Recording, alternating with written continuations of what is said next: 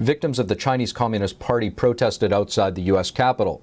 This as the Beijing Olympics is starting, and some in the U.S. are called out for being complicit. Uyghurs, Tibetans, and Hong Kongers on Thursday rallied outside the U.S. Capitol. They decry the Beijing Olympics, citing a long list of human rights abuses by the Chinese Communist Party. This is the equivalent of the 1936 Nazi Olympics in Berlin. Congressman Chris Smith attended the protest. He warns that Beijing will act with more impunity if its propaganda through the Olympics succeeds.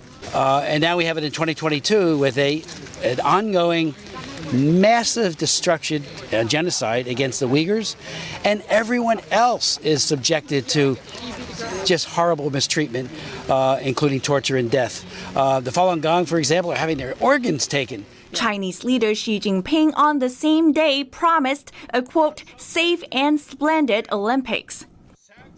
But Wang Dan, a Chinese dissident and survivor of the Tiananmen Square massacre, says any promise by the CCP is not to be believed.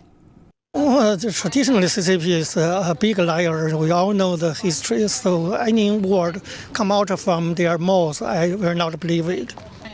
An activist from Hong Kong says the same. He's seen China crush the freedoms of the Hong Kongers. So I think you're going to see the repeated pattern of China breaking its promises and only try to serve its own interests when it's needed.